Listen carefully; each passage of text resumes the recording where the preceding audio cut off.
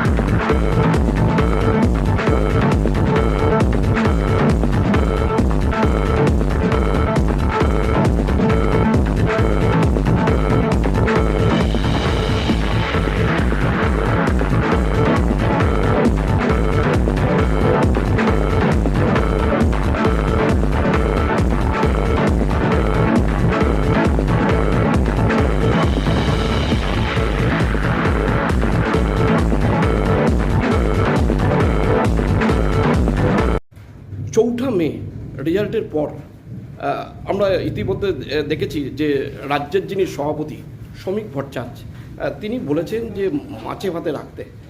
কি বলবেন, আজকে চাপাডাঙ্গার চিত্রটা দেখছি অন্যরকম। দেখুন, আমাদের রাজ্যের বর্তমান যিনি সভাপতি সম্মানীয় শ্রমিকদা, তিনি একটা খুব সুন্দর শান্তির বার্তা দিয়েছেন। এটা হচ্ছে যে প্রতিটা বুথে যেন আমরা মাছ ভাত করি এবং মাছ ভাত করে তৃণমূল নেতাদেরকেও আমরা আমন্ত্রণ যেন জানাই। কারণ ওরা মানুষকে ভুল বুঝিয়েছিল যে বিজেপি এলে মাছ ভাত আর খাওয়া হবে না, মাংস ভাত খাওয়া হবে না, আমরা নাকি সেই যারা মাছ ভাত খায় না সেই তাদের দলে আমরা এলে এখানে অশান্তি হবে, বিজেপি এলে এখানে কাটাকাটি হবে, খুনোখুনি হবে। কিন্তু আজকে সেই বার্তা কিন্তু নেই। তো যাই হোক, আমরা সেই তৃণমূল নেতাদেরকে স্বমহিমা এবং সুন্দরভাবে আমরা আমন্ত্রণ জানাতে গিয়েছিলাম তাদের বাড়িতে। আমরা কাউকে খুঁজে পাইনি, তবু তাদের বাড়িতে যারা আছে লোকজনকে আমরা বলেছি সম্মান দিয়ে যে মায়েরা, আপনাদের বাড়ির ছেলেরা যারা এইসব মানুষকে ভুল বুঝিয়েছিল তাদেরকে একটু বলবেন। আমরা আজকে চাপাডাঙ্গা মাছের বাজার সংলগ্ন এলাকায় একটা আমাদের যে পুরনো যে বিজেপির কার্যালয়, সেই কার্যালয়ে আমরা মাছ ভাত খাওয়ানোর আয়োজন করেছি। সমস্ত কিছু ছিল, দেখতেই পাচ্ছেন, আপনারা দেখলেন যে সব কিছু হয়েছে, মাছ মিষ্টি দই সব কিছু ব্যবস্থা আমরা করেছি। কিন্তু এখনো পর্যন্ত তৃণমূলের আমরা কাউকে খুঁজে পাইনি। সাধারণ জনগণ তারা আসছেন, তারা খাচ্ছেন এবং তাদেরকে আমরা বলেছি এবং তারা বলছেন যে না, কথাটা ঠিকই আছে, যে তৃণমূল যে মিথ্যে তারা বুঝিয়েছিল, যদিও সেটা ভোটে প্রতিফলিত হয়েছে, মানুষ ওদের প্ররোচনার ফাঁদে পা দেয়নি, ভোটটা বিজেপিকেই দিয়েছে, তাই আমরা আজকে জয়লাভ করতে পেরেছি। এই যে মাছ ভাতের সঙ্গে একটা জিনিস দেখলাম, যেটা দেখা গেল যে ঝালমুড়ি, মিষ্টি মুখও দেখলাম। আমরা ঝালমুড়িও খাওয়ালাম এবং মিষ্টি মুখও করালাম। কারণ ঝালমুড়ির স্বাদটা নিলেন কেন? ঝালমুড়িটা এই জন্যেই নেওয়া হলো, মাননীয় প্রধানমন্ত্রীজি আমাদের এই পশ্চিমবঙ্গে এসেছিলেন, এসে একটা সাধারণ দোকানে বাঙালি যে ঝালমুড়ি খায় সেই ঝালমুড়ি উনি খেয়েছিলেন এবং বাঙালিয়ানায় এত সুন্দর তিনি ঝালমুড়ি খেয়ে স্বাদ অনুভব করলেন, তাতে কি হলো, আমার দিদি মমতা ব্যানার্জির ঝাল লেগে গেল। ওনার ভাইপোর ঝাল লেগে গেল, ওনার নেতা কর্মীদের ঝাল লেগে গেল।